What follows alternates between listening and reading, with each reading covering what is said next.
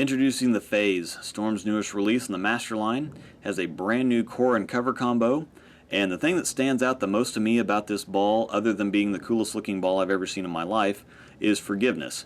Now there's a certain formula to making a ball video. You have your intro, you have some information about the ball and the bowler, and then you see a lot of pretty strikes.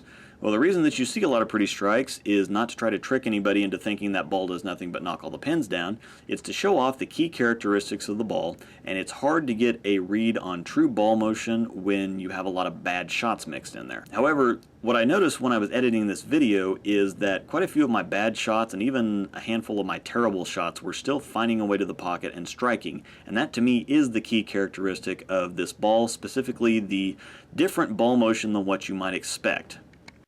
Now when I first got the information for this ball, I thought, okay, it's a brand new core, brand new cover, it's going to get even further down the lane and turn sideways, which this ball absolutely does not do at all.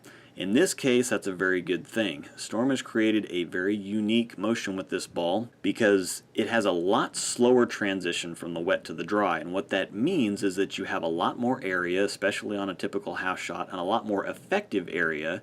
Because as you can see, if I tug the ball a little bit, it sits there. If I get it out into that friction, what it doesn't do is it doesn't bleed energy, it doesn't stand up, it doesn't start hooking early.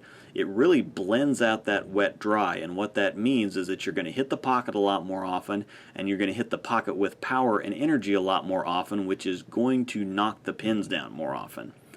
Now here I've got a couple comparison shots with the IQ Tour Solid. You can see the differences in reaction, you can see some similarities, but the Phaze comes out on February 2nd. It's a very unique ball, it's a very exciting ball. It's definitely one I think you should have in your arsenal. Thank you for choosing Storm.